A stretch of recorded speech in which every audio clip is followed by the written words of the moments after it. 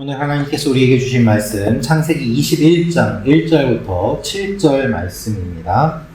저부터 한 절씩 교독하겠습니다. 여호와께서 말씀하신 대로 사라를 돌보셨고 여호와께서 말씀하신 대로 사라에게 행하셨으므로 사라가 임신하고 하나님이 말씀하신 시기가 되어 노년의 아브라함에게 아들을 낳으니 아브라함이 그에게 태어난 아들 곧 사라가 자기에게 낳은 아들을 이름하여 이삭이라 하였고 그 아들 이삭이 난 지 8일 만에 그가 하나님이 명령하신 대로 할례를 행하였더라. 아브라함이 그의 아들 이삭이 그에게 태어날 때에 100세라. 사라가 이르되 하나님이 나를 웃게 하시니 듣는 자가 다 나와 함께 웃으리로다. 같이 읽겠습니다. 또 이르되 사라가 자식들을 젖먹이겠다고 누가 아브라함에게 말하였으리요마는 아브라함의 노경에 내가 아들을 낳았도다 하니라. 아멘. 오늘은 말씀대로 이루시는 하나님이라는 제목으로 말씀 함께 나누도록 하겠습니다. 여러분, 우리가 사는 이 세상은 두 가지 순환이 있는데요. 하나는 선순환입니다. 다른 하나는 악순환입니다. 선순환과 악순환이 있습니다. 예수님께서는 마태복음 13장 12절에 다음과 같이 말씀하십니다. 무릇 있는 자는 받아 넉넉하게 되되 없는 자는 그 있는 것도 빼앗기리라. 이것이 영적인 원리인 것이죠. 예수님께서 왜 이 말씀을 하셨는가 하면 비유로 말씀을 하시면서 천국의 비밀을 아는 사람은 더 많이 알게 될 것이고 그것을 받아들이지 않는 사람은 그 아는 것마저 빼앗길 것이라고 말씀하십니다. 여러분, 근육은 쓰면 쓸수록 강해진다고 하지 않습니까? 그렇죠? 여러분, 우리가 힘이 들어야 힘이 난대요. 그렇죠? 힘든 거, 무거운 걸 들어야지 근육이 생기지 그런 거 하지 않으면 근육이 붙지 않는다는 것입니다. 쓰지 않으면 약해집니다. 영적인 원리도 역시 마찬가지입니다. 쓰지 않으면 약해집니다. 믿지 않으면 믿음이 없어집니다. 믿음의 행동을 하지 않으면 믿음이 약해집니다. 하나님 앞에 기도하지 않으면, 말씀을 읽지 않으면, 믿음에 따라 살지 않으면 우리가 믿음이 있다고 하더라도 연약할 수밖에 없는 것입니다. 그러면 악순환이 계속되는 것이죠. 나중에는 내가 정말 하나님 믿나? 라는 생각까지도 들게 됩니다. 교회에 한두 번 빠지다 보면 나도 모르게 그것이 익숙해지고 내가 교회에 빠져도 믿음을 잘 유지할 수 있을 것 같은데 그렇지 않은 나의 연약한 모습이 있음을 또한 깨닫게 됩니다. 반대로 하나님 앞에 기도하고 말씀 가운데 서 있고 하나님의 뜻대로 하려고 하면 할수록 믿음의 경험을 하려고 하면 할수록 그 일들이 나에게 일어나는 것들을 보게 됩니다. 믿음의 일이 일어나지 않으니까 더 믿지 않게 되고 믿음의 일이 일어나니까 더 믿게 되고 이 일들이 악순환과 선순환으로 계속해서 일어난다는 것이죠. 사람들은 이야기합니다. 하나님이 계시다면 보여봐라. 그럼 내가 믿겠다. 그렇게 이야기를 하죠. 그런데 여러분, 그렇게 이야기하는 사람의 마음속에는 믿지 않겠다라는 전제가 있기 때문에 눈앞에 하나님이 나타나셔도 안 믿어요. 우리가 그걸 어떻게 알 수 있을까요? 성경을 보면 알 수 있습니다. 예수님이 이 땅에 오셔서 그렇게 많은 기적을 일으키시고 그렇게 하나님 나라를 선포하시고 그렇게 사람들과 이야기를 하셨음에도 불구하고 사람들은 눈앞에 있는 예수님을 믿지 않았습니다. 이게 얼마나 놀라운 일입니까? 특히 종교 지도자들이 더 안 믿었지 않습니까? 눈앞에 메시아가 오셨는데도 안 믿는 거예요. 반대로 믿으려고 하니까 어떻게 됩니까? 눈에 보이지 않는 예수님이 내 마음에 들어오셔서 믿어져요. 그 주님의 일이 나의 일이 되고 십자가 사건이 나의 사건이 됩니다. 할렐루야. 그래서 보지 않고 믿는 자가 복되다고 주님 말씀하시지 않습니까? 우리 모두 다 복된 존재인 줄로 믿습니다. 할렐루야. 보고서도 믿지 않는 사람들이 있고 안 보고도 믿는 사람들이 있습니다. 여러분, 우리는 안 보고도 믿는 사람들입니다. 주님의 일들이 그래서 계속해서 우리에게 일어날 수 있는 것입니다. 자, 오늘 말씀은 하나님의 약속을 받은 사람이 하나님의 약속대로 행동하니까 하나님의 약속의 열매를 맺게 됩니다. 그 열매가 기쁨으로, 웃음으로 사람들에게 전달이 됩니다. 선순환이 일어나는 내용입니다. 오늘 말씀을 보면 하나님이 약속을 주십니다. 약속대로 아들을 낳습니다.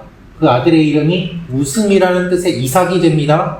그 이삭을 보면서 기쁨이, 웃음이 다른 사람들에게도 전달이 됩니다. 여러분, 우리 믿음에 있어서 선순환을 경험하기를 원하십니까? 악순환을 경험하기를 원하십니까? 우리 믿음의 선순환이 계속해서 일어나시기를 주님의 이름으로 축원합니다. 우리 오늘 말씀을 통해서 첫 번째로 알 수 있는 것은 하나님의 약속이 이루어졌다는 것입니다. 1절, 2절 말씀 같이 읽겠습니다. 시작. 여호와께서 말씀하신 대로 사라를 돌보셨고 여호와께서 말씀하신 대로 사라에게 행하셨고 사라가 임신하고 하나님이 말씀하신 시기가 되어 노년에 아브라함에게 아들을 낳으니. 아멘. 성경에 반복돼서 등장하는 표현은 매우 중요한 것이고 강조하는 것인데요. 1절에 반복돼서 등장하는 표현이 있습니다. 어떤 것일까요? 여호와께서 말씀하신 대로. 이 두 번 나옵니다. 여호와께서 말씀하신 대로 돌보셨고 여호와께서 말씀하신 대로 행하셨다. 창세기 18장에서 아브라함이 하나님을 맞이합니다. 그는 하나님인 줄 몰랐습니다. 지나가는 나그네인 줄 알았습니다. 그런데 최선을 다해서 그들을 모시고 최선을 다해서 접대를 하니까 어떤 일이 일어나는가 하면 사라에게 내년에 아들이 있을 것이다 라고 다시 한번 약속을 주시는 하나님의 약속을 받게 됩니다. 이 장막 뒤에서 사라는 웃었습니다. 네가 왜 웃냐? 저 안 웃었습니다. 아니야, 네가 웃었다. 그 이야기가 창세기 18장에 나오는 이야기였습니다. 그리고 나서 오늘 말씀을 보면 웃음이라는 뜻의 이삭이 태어나게 되는데 그것이 1절, 2절 말씀인 것이죠. 이삭이 태어나는 일을 설명하면서 본문은 이렇게 이야기하고 있습니다. 여호와께서 말씀하신 대로, 여호와께서 말씀하신 대로 라고 말합니다. 여러분, 이것이 중요합니다. 하나님이 말씀하신 대로 이루실 줄로 믿습니다. 그래서 하나님의 말씀이 중요한 것입니다. 나에게 주시는 말씀, 나에게 약속하신 말씀. 왜냐하면 그것은 계약이기 때문에 그 계약과 다른 일들이 일어나는 것이 아니라 말씀하신 그대로 일어납니다.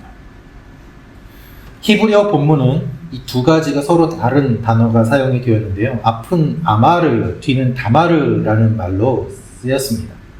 둘 다 말한다 라는 의미는 같은데 아마르는 생각하다 라는 것이고 다바르는 명령하다 라는 것입니다. 비슷한 말을 이렇게 다르게 표현한 이유는 강조하는 거예요. 하나님이 말씀하신 대로, 하나님 명령하신 대로, 하나님이 약속하신 대로 그대로 이루어졌다는 것입니다. 그런데 우리가 왜 이 말씀을 믿기가 어려울까요? 우리가 생각하는 시간과 하나님이 생각하는 시간이 다르기 때문입니다. 말씀대로 이루어지는데 우리는 지금 당장 이루어지기를 원하거든요. 그런데 하나님은 하나님의 때에 이루어지게 하세요. 이 시간의 차이가 있기 때문에 또한 방법의 차이가 있기 때문에 이 말씀을 붙잡고 있는 것이 어려운 것이죠. 하나님이 아브라함에게 자녀가 있을 것이라고 약속하셨지만 그 이후에도 자녀가 없자 이스마엘을 낳지 않습니까? 자기 생각에 참지 못했어요. 하나님의 때를 기다리지 못하고. 그런데 이제는 하나님의 때가 되었습니다. 그래서 이삭이 태어나게 되는 것입니다. 여러분, 이삭이 태어났다는 것을 봤을 때 여호와께서 돌보셨다, 사라를 돌보셨다라는 말이 되어 있는데 이것은 하나님의 구원이라는 뜻도 있습니다. 그러니까 지금 사라는 오랜 기간 자녀가 없이 지내왔는데 당시에 자녀가 없다는 것은 저주받았다는 의미로 사람들이 많이 생각을 했거든요. 그러니까 자녀가 없이 저 사람은 저주받았어 라는 시각을 받으면서 그렇게 긴 시간을 살아왔던 것입니다. 어둠 속에서 절망 속에서, 좌절 속에서. 그런데 하나님이 돌보셨다. 즉 구원하셨다는 거예요. 아이가 태어남으로 말미암아 이제는 그 어둠과 절망에서 벗어나서 구원, 희망으로, 소망으로 바뀌게 되었다는 것이죠. 그래서 구원이라는 말의 의미는 무엇인가 하면 이거를 옮기다라는 의미가 있어요. 이 상태에서 이쪽으로 옮기다. 물에 빠져있는 사람을 육지로 옮기는 것이 구원이잖아요. 죽음에서 생명으로 옮기는 것이 구원이잖아요. 절망에서 소망으로 옮기는 것이 구원이잖아요. 지금 사라를 하나님께서 돌보셨다. 구원하셨다는 것입니다. 자녀가 없는 상태에서 자녀가 있는 상태. 여러분, 주님께서는 우리를 죄에서 구원하여 주셨습니다. 이 주님이 우리를 절망에서도 구원해 주실 줄로 믿습니다. 어둠에서도 구원해 주실 줄로 믿습니다. 옮겨 주시는 거예요. 옮겨 주시는데 시간이 좀 걸리는 것이죠. 구원은 기쁨이 되고 기쁨은 웃음으로 연결이 되면서 이삭이 됩니다. 그래서 하나님의 구원의 약속은 반드시 이루어지고 기쁨으로 우리에게 주어지게 됩니다. 무엇보다도 중요한 것은 말씀대로 되었다는 거예요. 그리고 그 말씀을 이루어 가십니다. 그래서 여러분들이 기도하시는 것과 여러분들이 고민하는 것, 걱정하는 것, 염려하는 것, 하나님 앞에 하소연했던 것들을 한번 적어보세요. 기록으로 남겨보세요. 그러면은 그 일들이 이루어졌을 때, 이때 내가 이러한 일이 있었는데 하나님이 이렇게 하셨구나 라는 것을 보고 알게 됩니다. 내 기도를 들어주셨구나. 하나님 말씀하신 대로 하셨구나. 그것을 알게 돼요. 그런데 그렇지 않고 내가 잊어버리면, 하나님 말씀하신 것이 무엇인지를 잊어버리면, 그것이 이루어질 때 이게 말씀대로 이루어진 건지 우연히 된 건지 내가 잘해서 한 건지 구분이 잘 안 가요. 하나님은 말씀하십니다. 그리고 말씀을 이루십니다. 여러분, 말을 해놓고 지키지 않는 사람을 우리는 거짓말쟁이라고 합니다. 허풍쟁이라고 합니다. 사기꾼이라고 합니다. 여러분, 하나님이 사기꾼입니까? 아닙니다. 허풍쟁입니까? 아닙니다.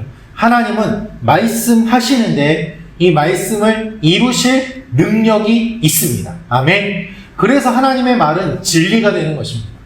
내가 너희를 구원하겠다 하고 내버려 두시는 것이 아니라 구원하겠다 하시고 그 아들을 보내주셨기 때문에, 구원해 주셨기 때문에 그 하나님의 말씀이 진리가 되는 것이죠.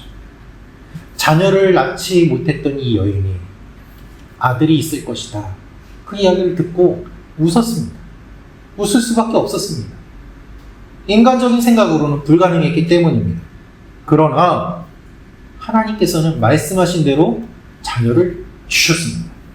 하나님은 생명의 근원이십니다. 할렐루야. 시간이 지나면서 구원의 가능성이 끊어지고 아이가 태어날 가능성이 사라지고 생리가 끊어지고 나이가 들어서 늙었더라라고 성경에 표현이 되어 있는데, 이 상황 속에서 자녀가 태어나게 하시는 거예요. 우리 생각으로는 안 되는, 하나님의 능력으로 가능하게 되는 것이죠. 그것 자체가 사라에게는 구원입니다. 여러분, 하나님은 불가능을 가능케 하십니다. 하나님은 막힌 것을 열어주십니다. 하나님 약속하신 대로 이루십니다. 그래서 이 약속의 이야기가 구원과 소망의 약속이면 그대로 이루어지는 것이고, 심판의 약속이면 그대로 이루어지는 것이기 때문에 무서운 것이죠. 하나님의 약속은 양면성을 가지고 있습니다. 제가 설교 때마다 이 성경을 들고 고백하는 이유가 바로 그것입니다. 나는 이 말씀을 믿습니다. 여러분, 이 고백으로 하나님을 계속 상기하는 거예요. 하나님 말씀을 계속 상기하는 거예요. 여러분의 삶 가운데 하나님의 약속이 그대로 이루어지실 줄로 믿습니다. 여러분에게 주신 하나님의 말씀은 무엇입니까? 여러분이 붙잡고 있는 하나님의 말씀은 무엇입니까? 그것을 기억하고 생각하고 붙잡고 소망하시기를 축원합니다. 아브라함과 사라는 하나님의 약속을 기억합니다. 우리 3절 4절 말씀 같이 읽겠습니다. 시작. 아브라함이 그에게 태어난 아들 곧 사라가 자기에게 낳은 아들을 이름하여 이삭이라 하였고 그 아들 이삭이 난 지 8일 만에 그가 하나님이 명령하신 대로 할례를 행하였더라. 아멘. 우리가 아브라함이 이스마엘을 낳은 이후에 하나님과의 관계가 약 한 10년 넘게 끊어져서 아무런 반응이 없고 기록이 없는 것을 알고 있습니다. 아브라함은 이삭이 태어난 이 일을 통하여서 다시 한번 하나님을 경험하고 하나님 앞에 나아갑니다. 그래서 오늘 말씀을 보면 하나님이 말씀하신 대로, 그리고 3절도 여호와께서, 4절도 하나님이 명령하신 대로, 이제 다시 하나님이 말씀하신 대로 명령하신 대로 움직이게 됩니다. 2절을 보면 아브라함에게 하나님이 말씀하신 시기가 되어서 낳게 되었다.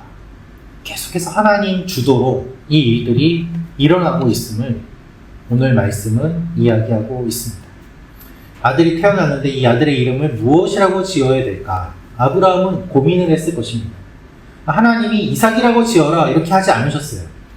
그런데 아브라함은 자연스럽게 이 아이의 이름을 이삭이라고 지었습니다. 웃음이라는 뜻입니다. 왜 이름을 이렇게 지었을까? 두 가지 이유가 있는데요.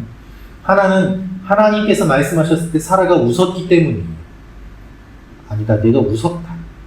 사라는 안 웃었다고 하지만 하나님 웃었다라고 말씀하시면서 웃음에 대한 이야기를 하십니다. 그리고 따라서 이 사건이 태어날 아들의 이름이 이삭, 즉 웃음이 될 것이다라는 걸 짐작해 볼 수 있는 것이고요. 두 번째로는 무엇인가 하면 이 아들의 태어난 것이 아브라함에게, 사라에게 웃음이 되는 사건이었기 때문이에요. 기쁨이 되는 거예요. 볼 때마다 좋아요. 웃음이 자연스럽게 나오지 않겠습니까? 그런데 어떠한 의미든지 간에 결국 깊게 살펴보면 하나를 이야기하고 있는데, 이삭이라는 것은 하나님의 약속을 기억하는 이름이다라는 것입니다. 하나님의 약속을 기억하는 이름이다. 아브라함은 하나님이 75세 때 주셨던 그 첫 번째 받았던 약속을 기억하고, 또한 작년에 와서 말씀하셨던 그 약속을 기억해요. 아브라함은 하나님의 약속이 이루어진 것을 기억합니다. 여러분, 그런데 하나님이 약속하신 것을 기억하지 않는 사람들이 많습니다. 누가복음 17장을 보면 10명의 나병 환자가 등장합니다. 이 10명의 나병 환자는 똑같은 병에 걸린 사람들이죠. 한센병이라고 하는 이 나병에 걸린 환자들.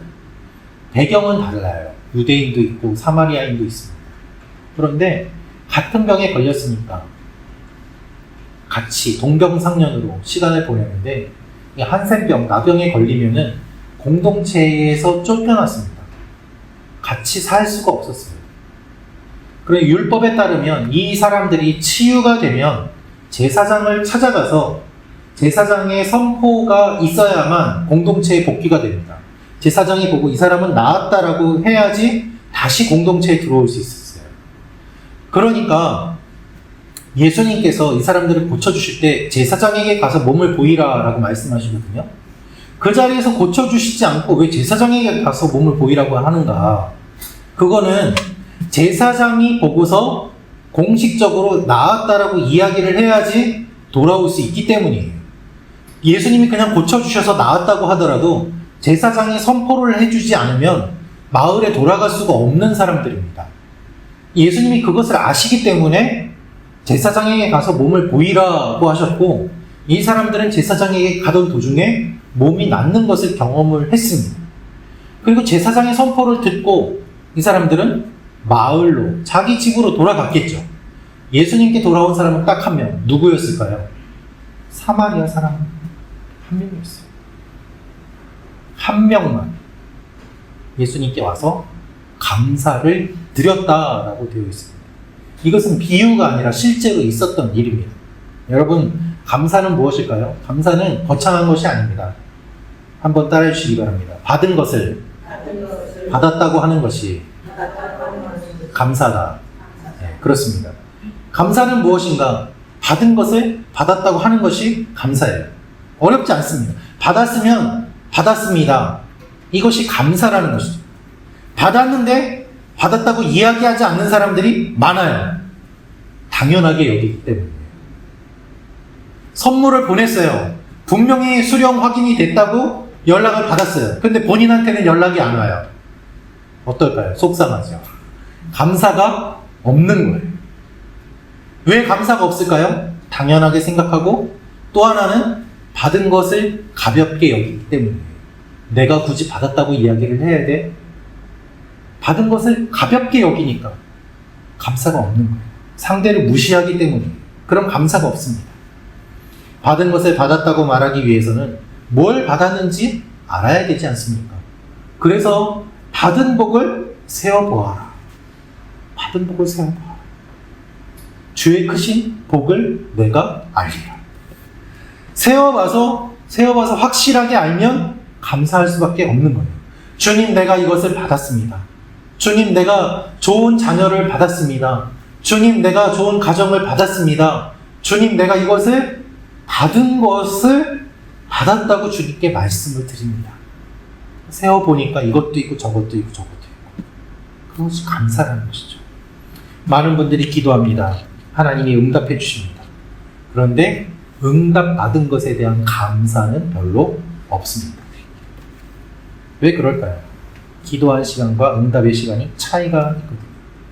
한국에서 수능 기도회 많이 합니다. 수능 날이 되면은 학부모님들 다 모여서 교회에서 하루 종일 기도합니다. 좀 큰 교회 같은 경우에는 목사님들이 시간마다 돌아가면서 자, 이제 국어 시간 시작됐습니다. 뭐 잘 볼 수 있게 해달라고 기도합시다 해가지고 그 과목마다 그 수능 잘 봤던 목사님들이 와가지고 돌아가면서 막 기도를 해요. 열심히 기도합니다. 합격 감사 기도회는 제가 본 적이 없어요. 여러분 수능 기도회 보셨죠? 대학 합격 감사 기도회 교회에서 하는 거 보셨습니까? 전 못 봤습니다.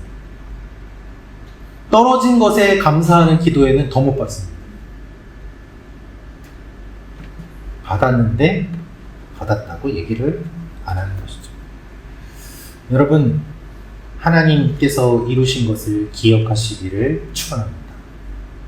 하나님의 약속을 기억하십시오. 하나님의 명령을 기억하십시오. 그러면 감사한 것을 더 받게 됩니다. 여러분, 우리도 그렇지 않습니까? 주위에 시험을 본 수능 친구들 붙었는지 떨어졌는지 기도는 해줬는데 내가 물어보기는 좀 그렇고 떨어졌다고 연락 주는 사람도 없고 붙었다고 감사하다고 하는 사람도 없는 일들이 많이 있는 것이죠. 하나님께서 보시기에 우리의 모습은 어떤지 생각하면 좋겠습니다. 아브라함과 사라는 하나님의 약속을 기억하고 반응합니다. 묻습니다. 우리 6절 7절 말씀 같이 읽겠습니다. 시작. 사라가 이르되 하나님이 나를 웃게 하시니 듣는 자가 다 나와 함께 웃으리로다. 또 이르되 사라가 자식들을 젖먹이겠다고 누가 아브라함에게 말하였으리요마는 아브라함의 노경에 내가 아들을 낳았도다 하니라. 아멘. 이삭의 출생에 대해서 사라는 이렇게 말합니다. 하나님이 나를 웃게 하신다. 그 전에 웃었는데 그때의 웃음과 지금의 웃음은 달라요. 그때의 웃음은 절망에 쓴 웃음. 그러나 지금은 기쁨으로 가득 찬 웃음인 것이죠. 그리고 오늘 말씀을 보면 사라만 웃은 것이 아니라 듣는 자가 다 나와 함께 웃으리로다 라고 하면서 이 웃음이 널리 전해지는 것을 이야기하고 있습니다. 여러분, 하나님께서 주시는 약속과 은혜는 나에게만 좋은 것이 아니라 주위에도 좋은 것이 되어야만 되지 않겠습니까? 널리 전파되는 것이 당연하지 않겠습니까? 나 혼자만의 은혜, 나 혼자만의 약속, 그런 거는 없습니다. 그건 하나님께서 원하시는 것도 아닙니다. 내가 받은 은혜는 전파됩니다. 흘러나갑니다. 그것이 영적인 원리입니다. 한번 생각해 보십시오. 나 혼자만의 유익을 위한 기도와 여러 사람의 유익을 위한 기도, 하나님이 어떤 것을 더 잘 들어주실까요? 분명하지 않겠습니까?